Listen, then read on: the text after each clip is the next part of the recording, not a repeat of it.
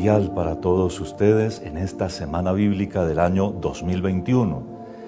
Con el programa que tenemos en esta mañana y que seguramente se conservará durante la jornada y posteriormente en nuestro canal de YouTube, vamos a dar una especie de conclusión a las reflexiones que se han tenido durante toda la semana a partir del Antiguo y del Nuevo Testamento.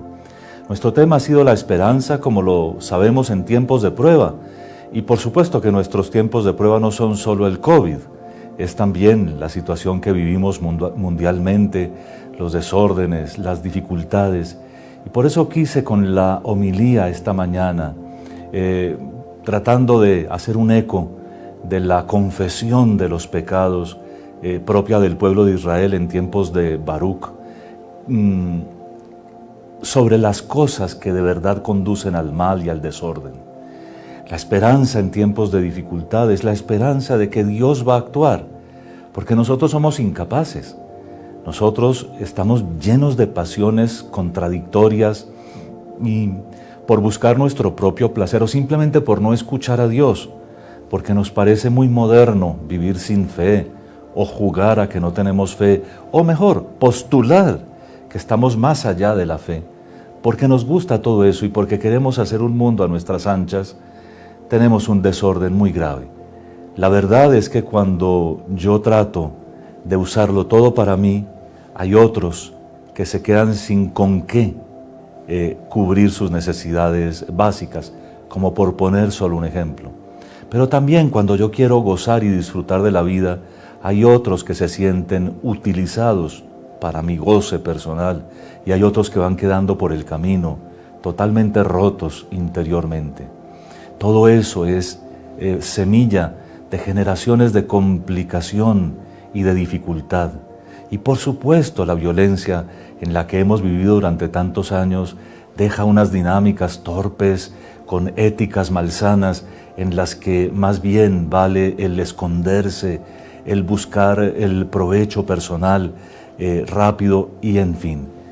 Lo mismo que pasó en Israel antes de la gran catástrofe nacional por la que perdieron hasta su territorio, eso es lo que estamos haciendo nosotros. Y sabemos que Dios nuestro Señor en Cristo ya nos salvó.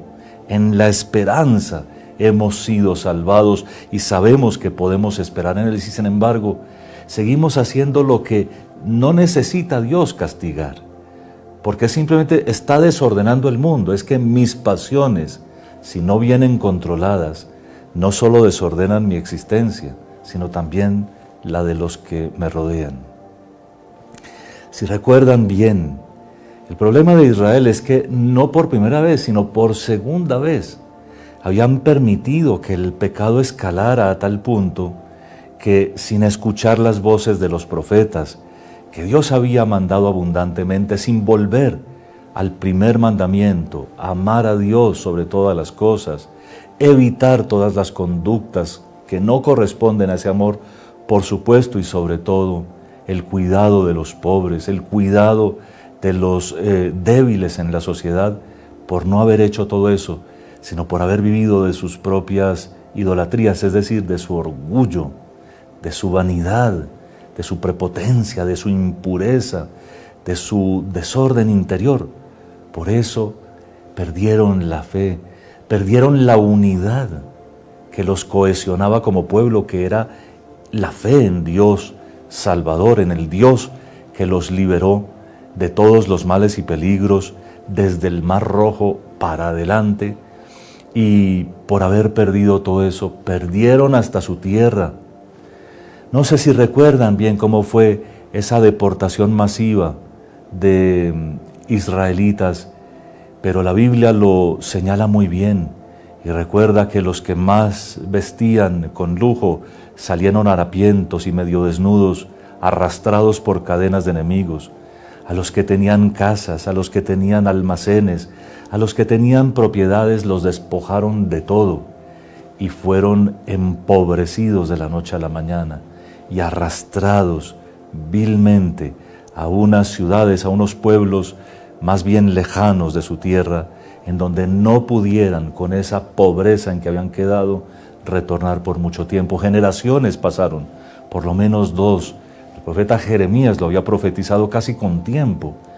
Y poco a poco la humillación produjo humildad y llegamos a ver una restauración que comienza más o menos en el año 500 antes de Cristo y que tiene que ver con poner al centro de todo la palabra de Dios. Otra vez, la palabra de Dios y sobre todo sus mandamientos, cumplir los mandamientos. Sin esos mandamientos es imposible que nosotros mantengamos una sociedad ordenada, justa, serena. Queremos construirlo. Nos ufanamos de vivir en un país que sea ateo o aconfesional.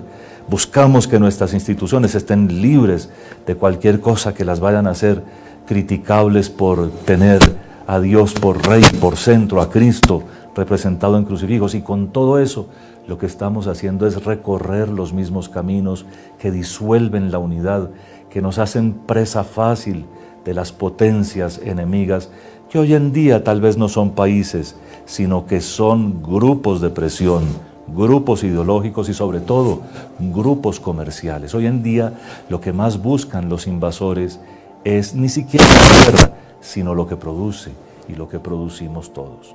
Pero en fin, se trata entonces de buscar la esperanza en lo que ya sabemos por la divina revelación y por la historia del pueblo creyente de Israel, que es el camino. Reconocer nuestro pecado, reconocer que hemos sido frágiles, que nos hemos dejado llevar al vaivén de las olas de nuestros gustos, de nuestros caprichos, de nuestras preferencias y hemos evitado seguir a Dios. Reconocer con humildad que también nosotros, aunque sintamos que estamos un poco aparte de todo, tenemos responsabilidad en lo que ha ocurrido y en lo que está ocurriendo. Y por supuesto, al reconocer todo eso, pedir perdón, y ahí está la esperanza, y saber que Dios es el único que puede restaurarnos. Solo Dios puede.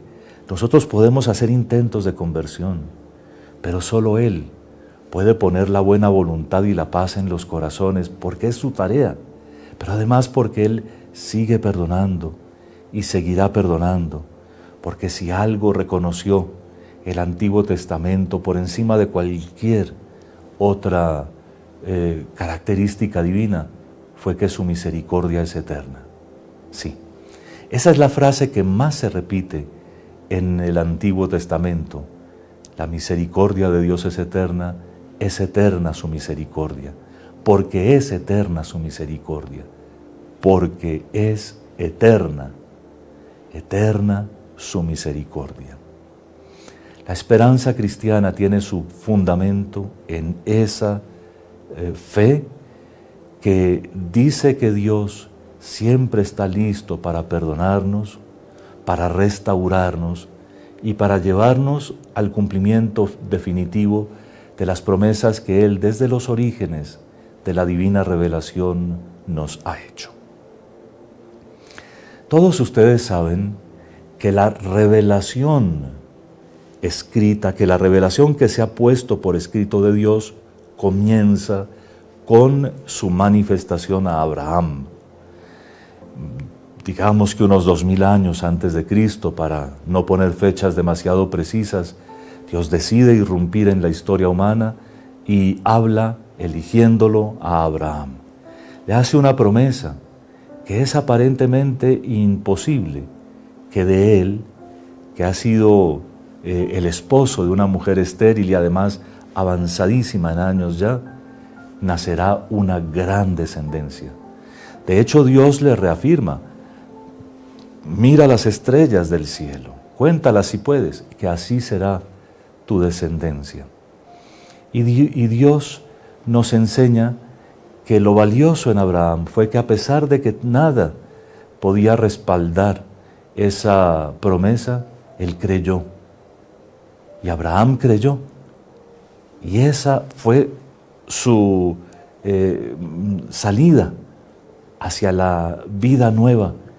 Y por supuesto, también nuestra mejor posibilidad. Abraham es nuestro padre en la fe, porque oyó a Dios y porque lo quiso seguir, porque reconoció que Dios es Dios y por supuesto porque no solo lo reconoció, sino que se dejó formar por Él.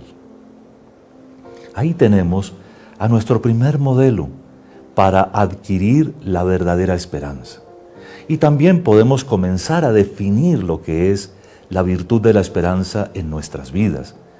Porque por esperanza lo que vamos a entender es cierta y simplemente la capacidad de confiar en Dios, confiar en Él por encima de cualquier circunstancia de nuestra vida, como Abraham, que confió, su fe se volvió confianza, y de hecho tienen esas palabras la misma raíz, confianza en Dios nuestro Señor. Uno confía cuando se deja sostener por el otro, como los niños cuando se quedan dormidos porque confían en brazos de sus padres, o como los niños que confiadamente se duermen cuando están acompañados por papá y mamá, aunque en el ambiente circulen noticias o circunstancias adversas. De hecho, el Salmo 130 lo dice con toda claridad: que Israel espere en el Señor como un niño que reposa en el regazo de su madre. Así es como hay que esperar. Y comienza el salmito diciendo: Señor, mi corazón no es ambicioso, ni mis ojos altaneros. De hecho, no pretendo grandezas que superan mi capacidad, sino que acallo y modero mis deseos como un niño en brazos de su madre. Espere Israel en el Señor, ahora y por siempre. Ese es el Salmo 130. Y lo que importa es nuestra actitud. Pero fíjense cómo los salmos, que son poesía, pero sobre todo son oración, nos van mostrando que la verdadera esperanza es esa expresión de nuestra fe delante de Dios nuestro Señor, para reconocer que en Él y solo en Él tenemos salvación. Digamos con Abraham y también con los demás patriarcas, y seguramente con Moisés y todos los demás, que la fe que se vuelve confianza, la fe que aprende a depender de Dios, la fe que no se queda solamente en el conocimiento, sino que se vuelve vida, es una fe que inmediatamente genera, da origen a la esperanza que viene con ella. La esperanza viene con nuestra fe, la esperanza no existe sola. Es una esperanza cuyo motivo es Dios nuestro Señor, es su bondad. No es solamente que el futuro será mejor, no es solamente que te bendiga una suerte que no existe, es que Dios es tu buena suerte. Dios es tu presente, tu futuro. La misericordia de Dios ha recogido todo lo que ha pasado en tu vida pasada y lo va a perdonar. La misericordia de Dios te permite amarlo en este instante con todas sus fuerzas, y la misericordia de Dios, providente y buena, te va a dar todo lo que necesitas de aquí hacia adelante para llegar hasta la patria. En Abraham se desata entonces uno de los hilos conductores de toda la reflexión de la Biblia y que finalmente se cumple en nuestro Señor Jesucristo, el hilo de la promesa. Sí, como lo hemos dicho en otras partes y lo hacemos citando a un famosísimo especialista en la Sagrada Escritura, el padre de Vaux, la historia del Antiguo Testamento está entretejida como por 4 vetas, 4 hilos, 4 fuentes, 4 caminos dorados, que son la promesa que Abraham recibió y que finalmente fue promesa para toda la humanidad, las promesas que a partir de ella se han desatado, la elección. No solo fue elegido Abraham para esta revelación, sino que después Israel, el pueblo, se sintió el pueblo elegido y se reconoció como pueblo elegido hasta que Dios mismo se lo dijo. La alianza, que es clara sobre todo en el Sinaí, pero que desde los orígenes de la Biblia se ve que era la intención de Dios, por ejemplo, cuando el arco iris, por ejemplo, cuando estas promesas a Abraham, o el signo externo y corporal de la circuncisión, en fin, Dios quiere que nosotros nos sintamos dependientes de Él, porque Él quiere entrar en una relación con nosotros como de esposo y esposa, una relación en la que los dos ofrezcamos lo nuestro. Por supuesto, Él lo tiene todo, pero espera de nosotros el amor para hacernos también a nosotros fecundos y para que cumplamos nuestra tarea. Y la ley es el último de los hilos dorados. La ley que comienza con pequeños mandamientos que reciben los patriarcas, órdenes sencillísimas, pero que después se vuelve un verdadero código, y sobre todo los 10 mandamientos que, como ustedes saben, encontramos primero en el capítulo 20 del libro del Éxodo y en segundo lugar en el capítulo 5 del libro del Deuteronomio. Los mandamientos son definitivos. Cuando se toman las leyes de Dios al lado de estos otros 3 hilos dorados que conducen toda la realidad del Antiguo Testamento, entonces nosotros sabemos que producen vida y que son, en últimas, lo único que nos puede hacer que conquistemos, que reconquistemos una sociedad alegre y en paz. Entonces, con los patriarcas, luego los caudillos como Moisés y Josué, y luego los profetas que sostuvieron la fe de Israel, vamos a recordar que esos 4 hilos conductores, promesa, elección, alianza y ley, son los elementos que sostienen nuestra esperanza. Nosotros ni siquiera necesitamos pensar en todo eso, pero atención, que hoy estamos aprendiendo y sintetizando lo que hemos visto durante toda la semana, y entonces por eso quisiera hacer que ustedes noten que cuando ustedes se llenan de ese sentimiento que corresponde a la virtud de la esperanza, que es la confianza en Dios, el saber que todo va a salir bien, allí hay algo de promesa que sabemos que se va a cumplir. Hay la certeza de haber sido elegidos. Claro, nosotros pertenecemos a este mundo porque hemos sido realmente sacados del dominio de las tinieblas y puestos a la luz de Cristo. Por eso estamos aquí, por eso nos estamos comunicando. Ustedes están oyendo esto precisamente porque fueron elegidos. Dios los sacó de una situación complicada para que estuvieran aquí oyendo. Promesa, elección, alianza. Dios nuestro Señor quiere entrar con cada uno de ustedes en una alianza real, en un tú a tú, en el que por supuesto vamos a encontrar y a reconocer siempre la grandeza de Dios nuestro Señor, pero en el que ustedes van a sentir que si no se comportan como una buena esposa ante su esposo, no van a ser capaces de andar al ritmo de Dios, porque Dios tiene su ritmo, y su ritmo es el del amor. Pero además el amor de Dios es fecundísimo en ustedes, en sí mismo evidentemente, pero Él quiere ser fecundo con ustedes, como un buen esposo con una buena mujer. Y unas de las páginas más bellas del Antiguo Testamento en profetas como Oseas, como Ezequiel, como Jeremías, son páginas en las que, como Isaías en los capítulos 61, 62, son páginas en las que Dios reclama el que nosotros no hayamos sido capaces de comportarnos a la altura de una alianza que solo se puede interpretar claramente si lo vemos a Él como el esposo de la humanidad que ha querido conquistarla de tantas formas y que nosotros como humanidad nos hemos hecho también de tantas formas rebeldes. Esperanza es saber eso. Esperanza es que Dios quiere todavía contar conmigo, contar con mi amor de todos los días, así como se oye. Esperanza es saber que Dios está esperándome. Dios está listo para que yo lo ame y puedo amarlo en este instante, inclusive oyendo estas palabras y siguiendo interiormente las cosas, decir, sí Señor, yo te amo con toda mi alma.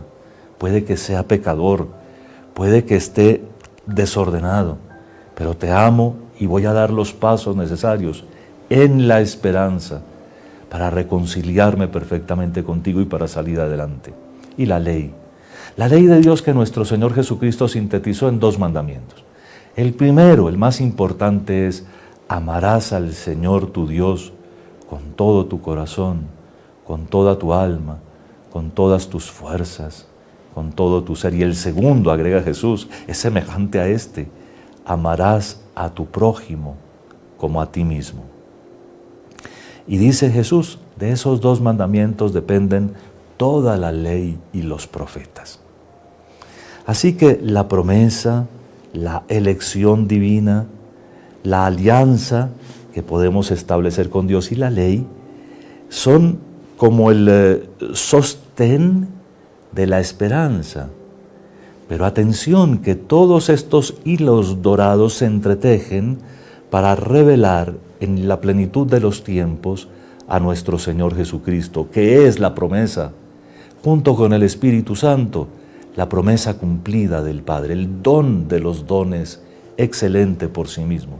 En Cristo se realiza todo el misterio de la alianza, porque Él, esposo de la humanidad, da su vida por ella, como después lo propondrá Pablo para el matrimonio católico, para purificarla, para santificarla, para prepararla y capacitarla para que responda por Él, ante Él, con amor, como responde una buena esposa.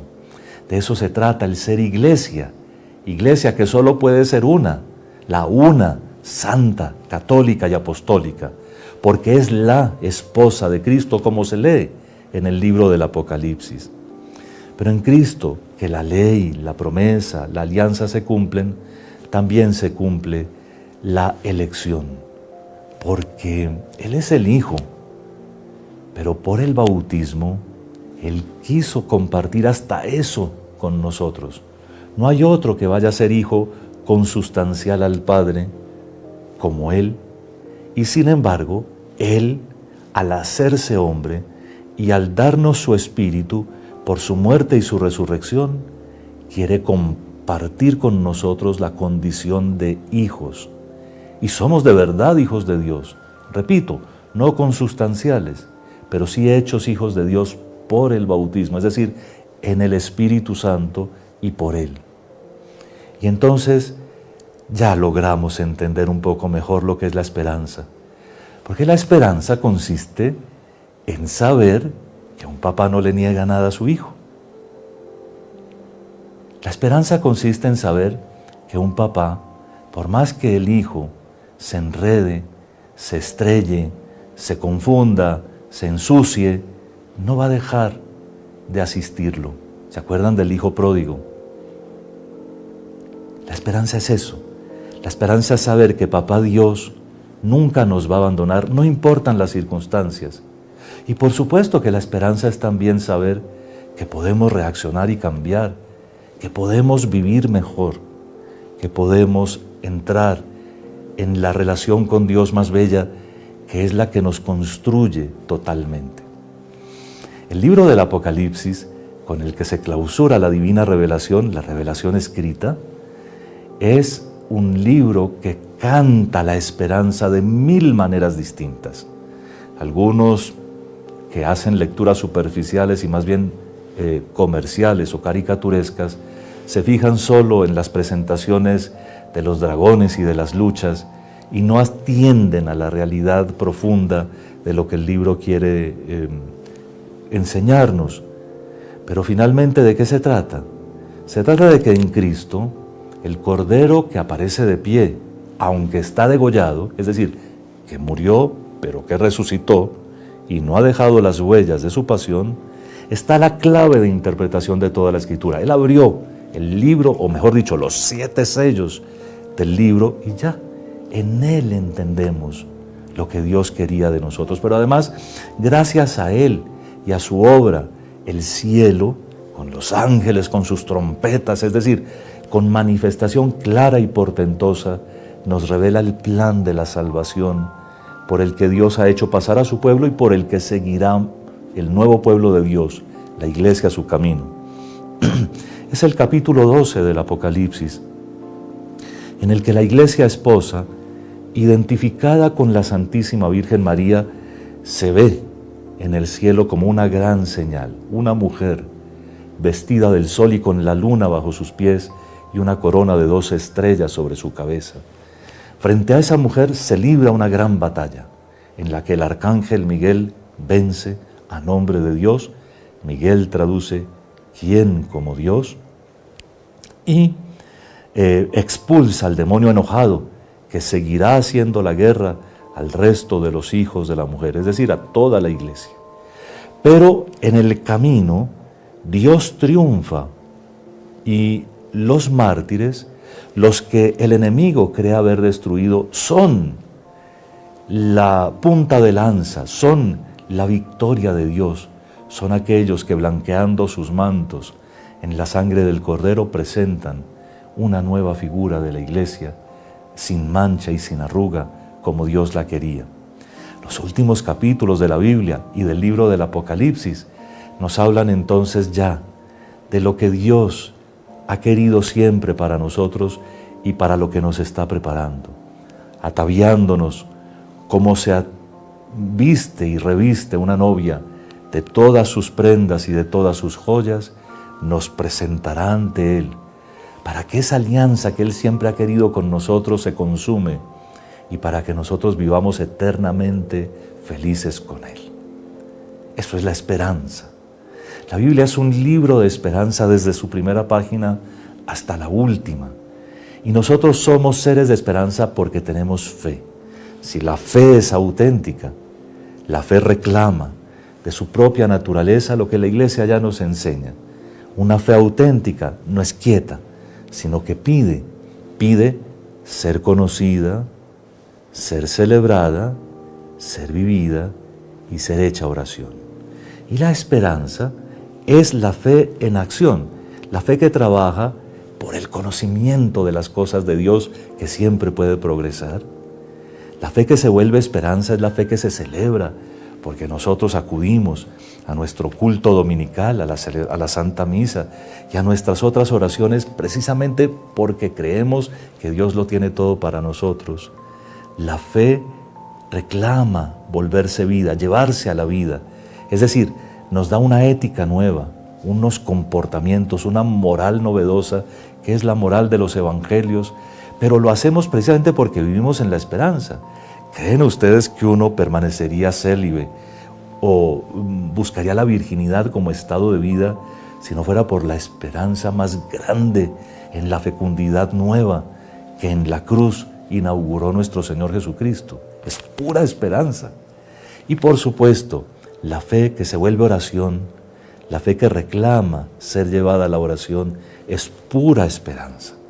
Cuando yo me atrevo a hablarle a Dios, ya entro en la esperanza. Entro en esa confianza que aunque sea incipiente, aunque yo sepa que tiene que mejorar, de todas maneras es ya una entrega en manos de Dios por la cual yo definitivamente creo más en Él que en mí. Eso es la esperanza. Ahora, si uno quisiera resumirlo todo con una sola palabra, la esperanza consiste en saber que todo va a salir bien, porque todo está guiado por las manos de Dios. Todo va a salir bien. Eso es la esperanza cristiana. Aunque tengamos que pasar por la muerte tiene solución. Cristo resucitó, puso la llave en aquello que no se podía abrir. Todo tiene solución. La esperanza cristiana consiste en mirar a Cristo y saber que en Él, por Él y con Él, todo va a salir bien. Ahora, si alguno de ustedes nos dejó alguna pregunta, pues será el momento de responderla y, por supuesto, quisiera con mucho gusto ofrecerme durante algunos minutos para que podamos dialogar, si es el caso.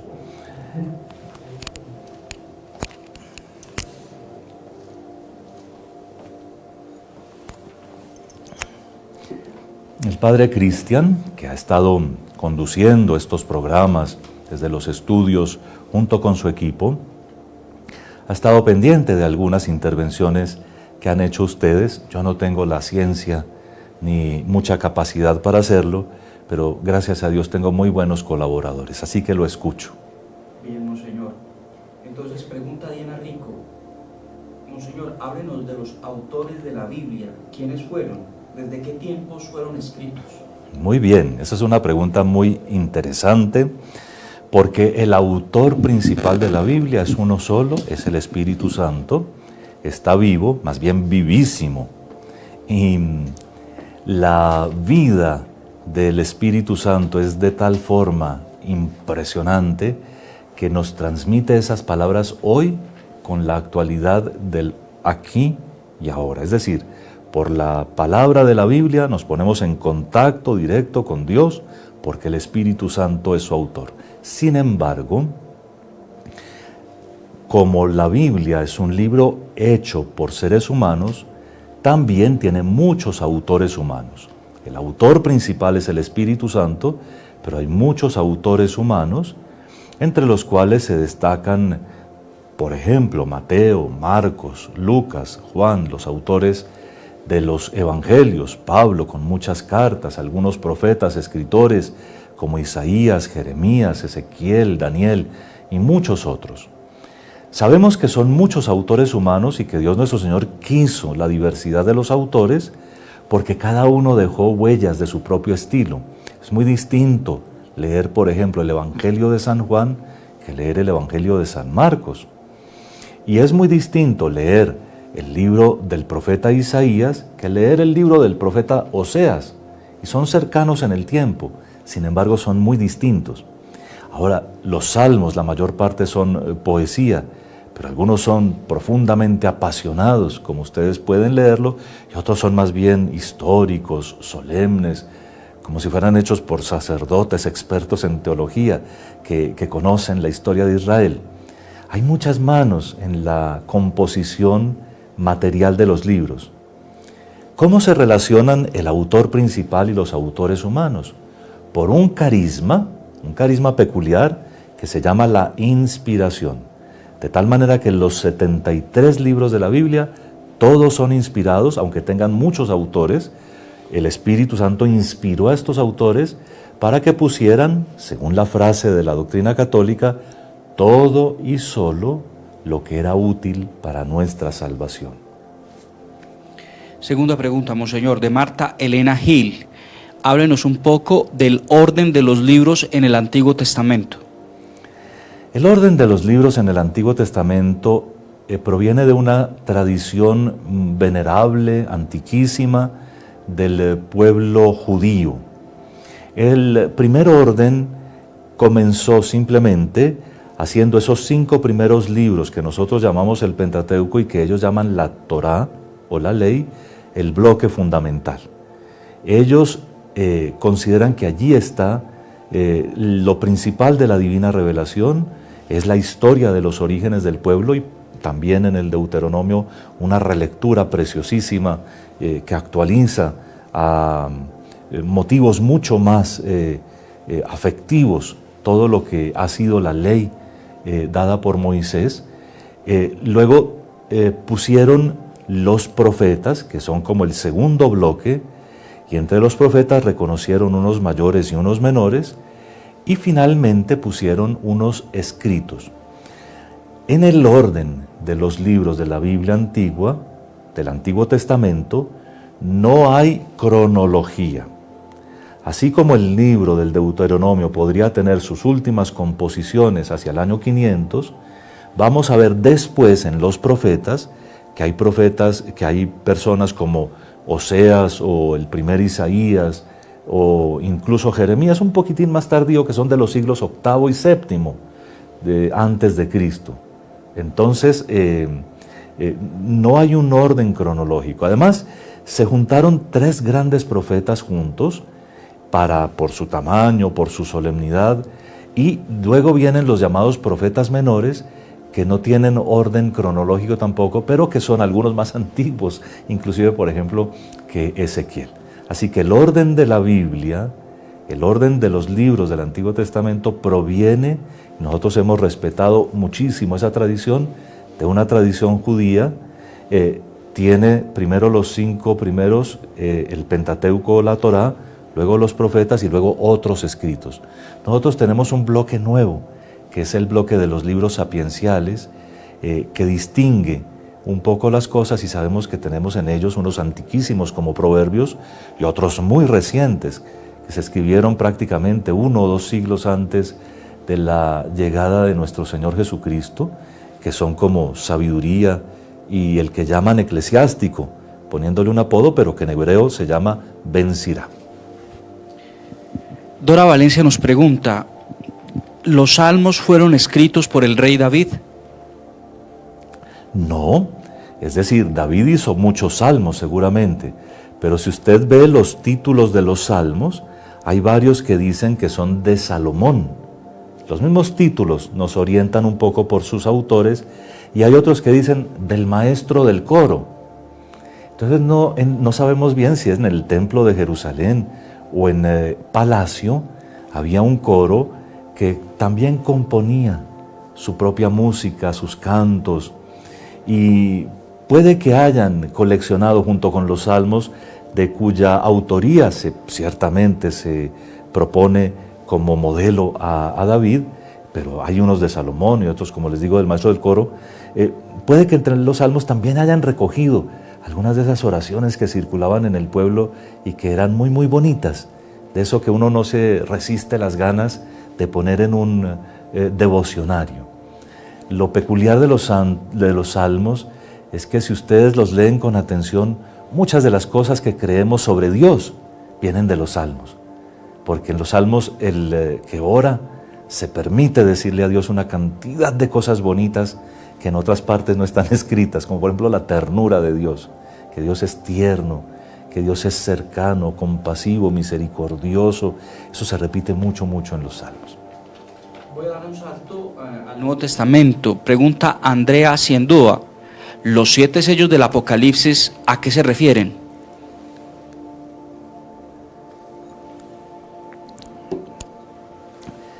El 7 es un número simbólico, como todos ustedes espero que lo sepan, y si no, guárdenlo ya. Y significa plenitud.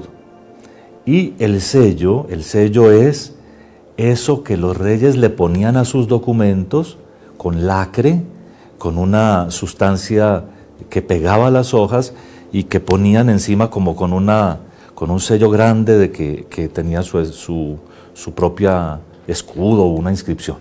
Bueno, cualquiera que violara un sello de esos era evidente que había cometido un delito. Los 7 sellos quiere decir una protección absoluta, total. Toda la divina revelación, todo lo que Dios había revelado en la antigüedad a los profetas y, por supuesto, a los doctores en la fe del pueblo judío, era parcial, era limitado.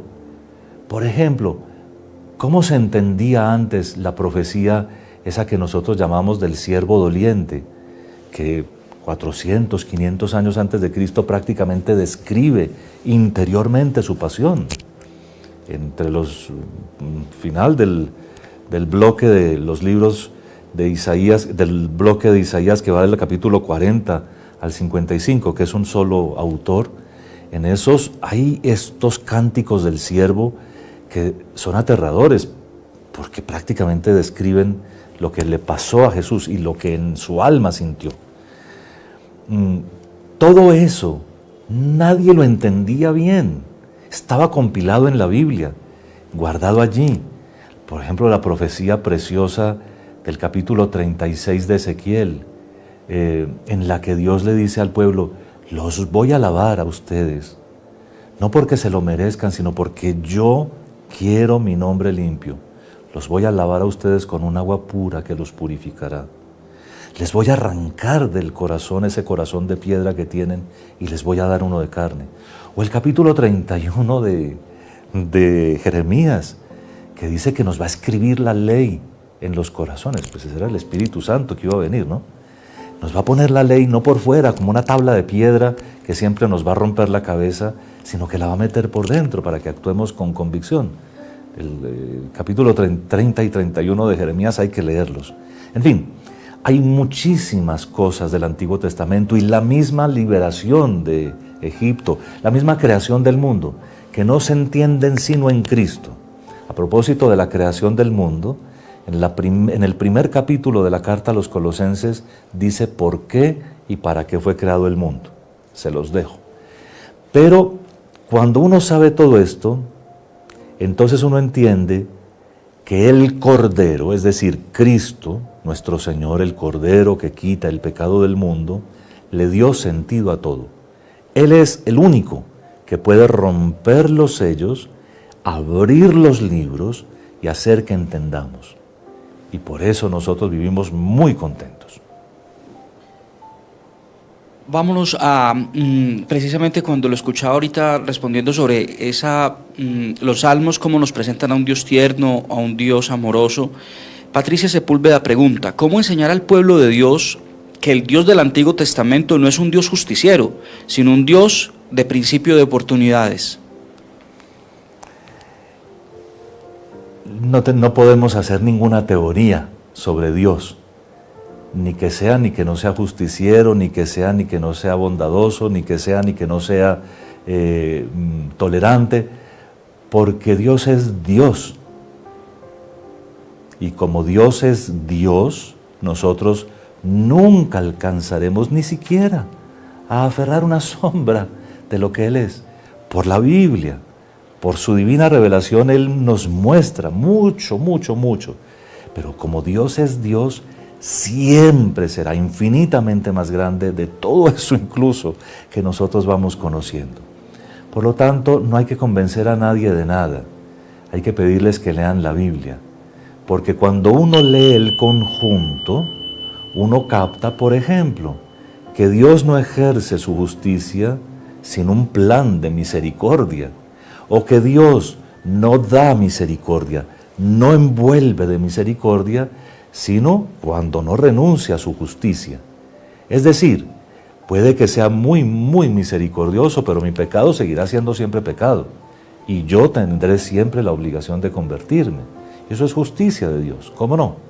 Así que, claro, no es justiciero, no es atarbán, no es el Dios castigador que algunos quieren pensar y pintar, sobre todo cuando se quiere convencer a otros de otra cosa. No, porque también es Dios misericordioso y bueno. Pero hay que dejar a Dios que actúe como Dios siempre y en toda ocasión, y que a veces en nuestra vida ejerza también su justicia, porque para ordenarnos, para encaminarnos, siempre es necesaria. Atención, cuando tenemos al juez por dentro, y el juez es además abogado, es decir, nos defiende, todo cambia. ¿Se acuerdan que Jesús se llamó a sí mismo Paráclito, es decir, abogado? Pues en Cristo, toda la realidad, toda la teología del Antiguo Testamento de Dios se vuelve como unificada, y la misericordia y la justicia, por la fe, ahora habitan en nuestro corazón. Tener al juez por dentro es muy útil, porque sabemos cómo nos comportamos con Él, y Él mismo nos ayuda. Y tener también la misericordia por dentro es muy importante. Así que todo se resuelve en poner a Cristo adentro, y a las personas a las que queremos convencer de la bondad de Dios, hacerles leer la Biblia, hacerles leer distintos pasajes y hacerles comprender que el católico solo interpreta la Biblia en su conjunto, no por una frase aislada, que Dios castiga por aquí. No, las frases aisladas no dan la noción de Dios. Dios es Dios. Dios es más grande que una frase. Coincide Paula Sánchez y Griselda Anguiano en una pregunta que tiene que ver con la charla o la síntesis que hizo hoy de promesa, elección, alianza, ley. ¿Cómo enseñar la esperanza cuando le pasan cosas duras a las personas, cuando estas mismas personas se esfuerzan por ser fieles a la palabra y hacer la voluntad de Dios? Mirando a Cristo. Esta es una de las preguntas existenciales que más se repiten los creyentes. Me atrevería a decir que de todas las religiones, pero por lo menos estoy seguro que el creyente judío, como está claramente postulado por el libro de Job, ¿por qué sufren los buenos? O también por algunos de los capítulos del libro de la sabiduría. Quitémonos de en medio a este justo que nos cae gordo, que se opone a nuestra manera de actuar. También hay salmos que se refieren a eso, sí. La verdad es que una de las preguntas que se hace la gente que trata de permanecer en el camino es ¿por qué llegan estos sufrimientos? ¿Por qué a pesar de lo que se está haciendo las cosas se ponen adversas? Y la respuesta está, como lo dije espontáneamente al inicio, en mirar a Cristo. Cristo es el Hijo consustancial del Padre, el Hijo que es Dios como el Padre. Y, sin embargo, quiso realizar su misión entre nosotros, poniendo remedio precisamente donde el peor de los males dejaba todavía una puerta cerrada a la esperanza, que era la muerte. Entonces quiso padecer el sufrimiento, también ese que nosotros nos hace como patinar, y quiso pasar por la muerte, para dejarnos el camino listo, de tal manera que cuando nosotros lleguemos a la muerte, no seamos como los paganos que dicen por ahí por la calle hoy en día, eso lo único que no tiene solución es la muerte, lo único que no se resuelve es la muerte, pero sí, ya tiene solución, eso lo dicen los paganos, la solución es Cristo. La psicología humana, que merece ser invocada en este lugar, es suficientemente hábil, es hecha por Dios, para poder descansar y entender mejor las cosas.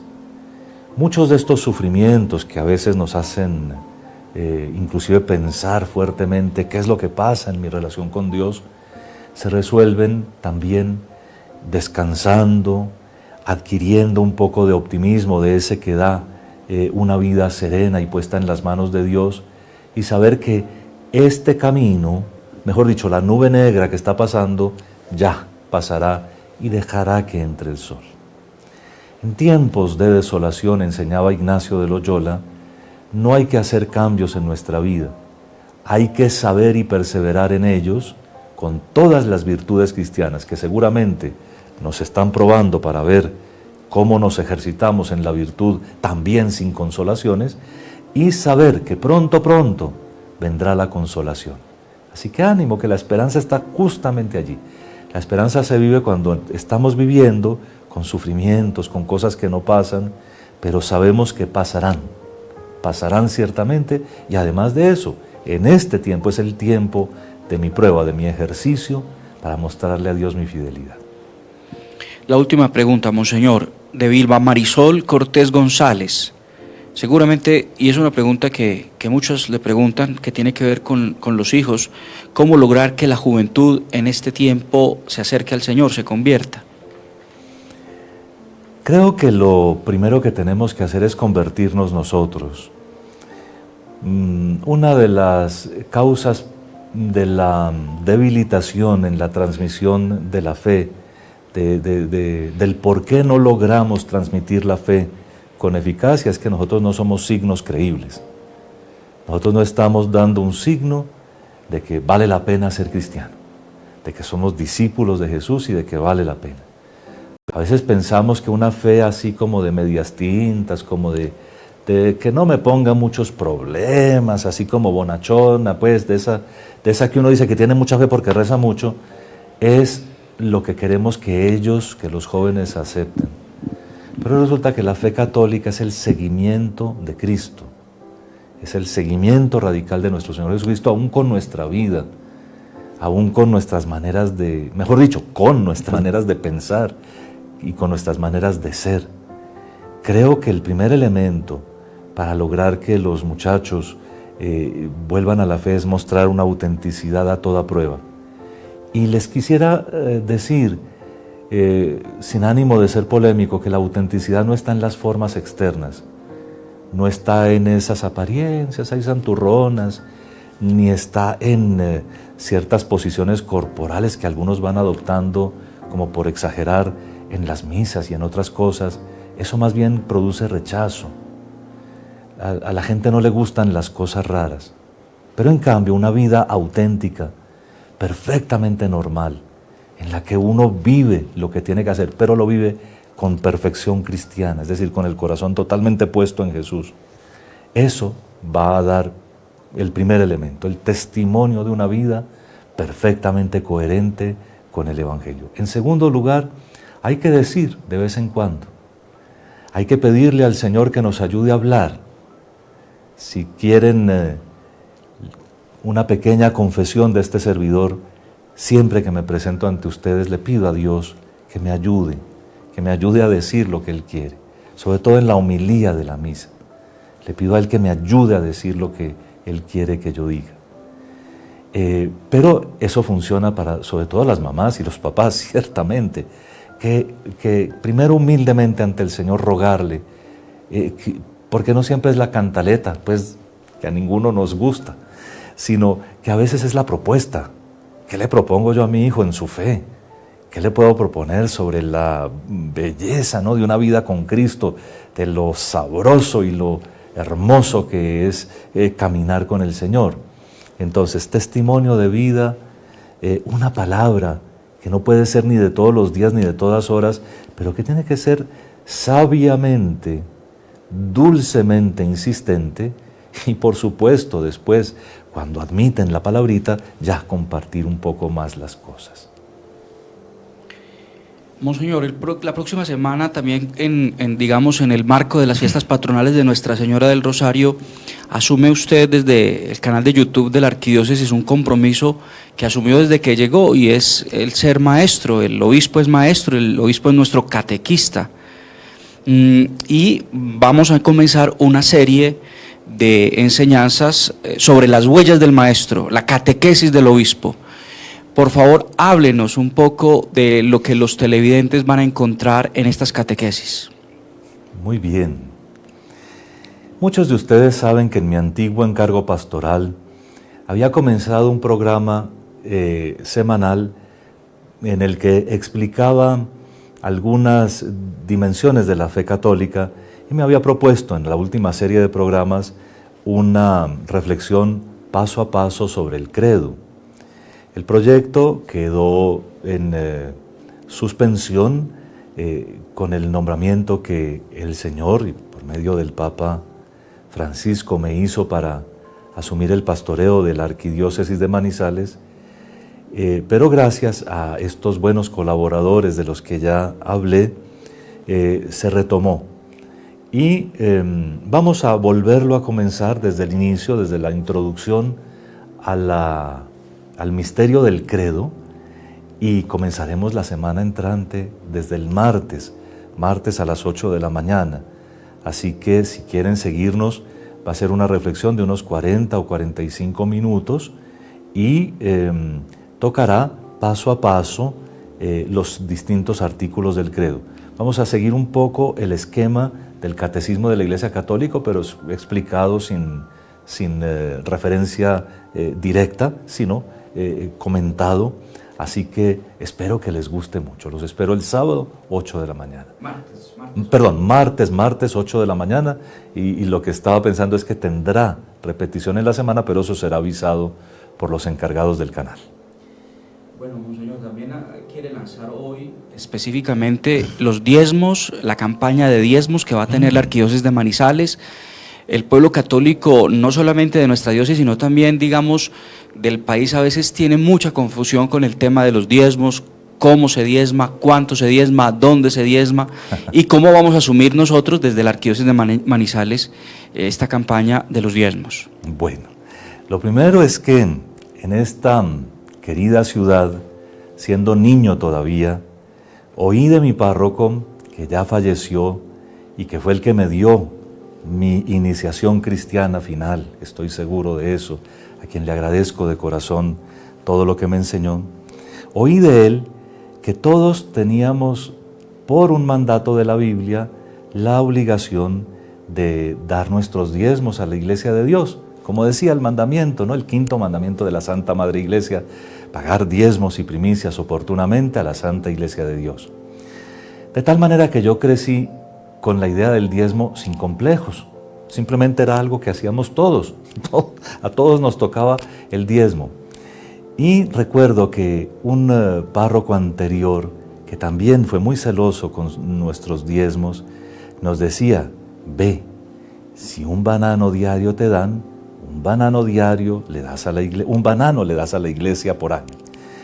El diezmo consiste en Colombia, para la conferencia episcopal lo ha legislado de esa manera, el diezmo consiste en la ofrenda de un día de ingresos por cada año. ¿A quiénes les toca? Por supuesto que al obispo, por supuesto que al padre Cristian, por supuesto que a nuestros operadores de estudio, a todos les toca, a todos los católicos conscientes les toca dar su diezmo. Un día de ingresos por año, un día. No se puede cambiar por ofrendas a los pobres, que ay, es que yo desde hace unos años, padre, yo estoy dándole esto a los pobres. No, esa también es una obligación que tiene el obispo, darle a los pobres. Es una obligación que tenemos todos. El diezmo es el diezmo y la ofrenda a los pobres es ofrenda a los pobres. Tampoco se puede echar en la canastica que pasan los domingos en las iglesias, porque una cosa es esa ofrenda para los gastos de rutina de las parroquias y otra cosa es el diezmo, que les voy a explicar a continuación qué se hace. Así que el diezmo es el diezmo está en la Biblia, nos toca a todos. Yo entiendo que el diezmo puede producir en algunos ambientes una cierta dificultad de comprensión, porque finalmente muchas personas no saben qué se hace con eso. Entonces, permítanme, les explico que en la Arquidiócesis de Manizales, desde hace mucho tiempo, los diezmos que se recaudan en las parroquias se destinan a dos fines. La mitad exacta se queda en la parroquia para estimular la vida parroquial en general y, por supuesto, la de los sacerdotes, que tengan unos recursos un poco extraordinarios, que los diezmos son un recurso extraordinario para sus obras. Pero la otra mitad se consigna a la Arquidiócesis de Manizales, que tiene trabajos enormes. Ustedes se dan cuenta, el solo mantener estos estudios y estos equipos, pero en fin, hay una cantidad de frentes que necesitan atención y por supuesto que los diezmos ayudan enormemente a que la Arquidiócesis de Manizales cumpla con su tarea. Si alguno tiene interés en leer lo que la Iglesia dice oficialmente sobre el diezmo, está en el Código de Derecho Canónico y está a la vista de todos. Les ruego el favor de no dejarse confundir por ningún grupo cristiano, ningún grupo particular, ningún movimiento apostólico, ni nada de eso. Ninguno, a nombre de la Iglesia Católica, tiene licencias en esta arquidiócesis para recaudar diezmos. Solo los párrocos y la curia arzobispal. Cuando uno no sepa a qué parroquia pertenece o quiera donar su diezmo en la arquidiócesis de Manizales, aquí queda el 100% para el fondo arquidiocesano, pues entonces lo puede traer aquí o consignar en las cuentas que aparecerán en la propaganda que lanzamos desde el día de hoy, para que sea durante 3 meses, octubre, noviembre y diciembre. Pero hay una novedad. Vean, he querido con los sacerdotes hablarlo en distintos ámbitos. Yo me quiero comprometer con todo lo que entre a la curia, todo lo que entre aquí a la Arquidiócesis de Manizales, lo voy a destinar para la restauración del Seminario Mayor y les voy a dar cuentas. Pero además, ya que el padre Cristian me pregunta sobre los diezmos, yo quiero aprovechar para contarles que la primera inspección que hice de una institución tan querida como el Seminario Mayor de Manizales me demostró que necesitamos hacer una inversión allá muy, muy grande. La iglesia ha estado siempre atendiendo el mantenimiento general del edificio, pero ya han colapsado muchos de sus sistemas. Inclusive hay lugares en donde hay que restaurar, reconstruir totalmente ambientes y espacios porque están cayéndose en un gran deterioro, no por falta de atención. Los padres en el seminario hacen lo que pueden, sino por dificultades económicas. Así que, por supuesto que con un proyecto inteligente que presentaré oportunamente, todo lo que recaude por diezmos la curia arzobispal, todo eso se destinará para el Seminario Mayor. Y les cuento también que siempre tengo la costumbre de destinar de todas maneras de esa partecita un poquito para los pobres. Así que sus diezmos, como dirían en el municipio, sus diezmos trabajarán y sus diezmos van a trabajar y vamos a darles cuentas. Así que los quiero animar a que lo hagamos. Yo también lo hago, pero a que todos lo hagamos, que lo aportemos y que me ayuden por favor a la reconstrucción del Seminario Mayor de Manizales. Monseñor José Miguel, mi Dios le pague por haber estado con nosotros en el día, haber sacado, pues yo sé que la agenda ha estado muy ocupada. ¿No nos quiere comentar un poquito del trabajo que está haciendo esta semana o de pronto estoy anticipando algo que todavía... Con mucho gusto les comento. Esta semana hemos estado encerrados 5 biblistas, como se encerraron unos sabios en el año 70 de nuestra era para cerrar la Biblia judía. Hemos estado encerrados poniéndole introducciones y notas de pie de página a una edición de la Biblia que queremos mucho, que va a salir muy pronto y que creemos que les va a servir mucho porque tiene el mismo texto que se lee los domingos. Así que es un trabajo enorme y les pido sus oraciones por eso. Muchas gracias, Monseñor, por su presencia, por todo su amor para con nosotros, con la diócesis. Y ya saben todos los televidentes que nos veremos el próximo martes a las 8 de la mañana con Sobre las huellas del maestro, la catequesis del obispo. Con mucho gusto nos veremos allí y les doy la bendición. Para terminar, en la esperanza de que porque Cristo es el Señor, todo va a salir bien, los bendigo en el nombre del Padre, y del Hijo, y del Espíritu Santo. Amén.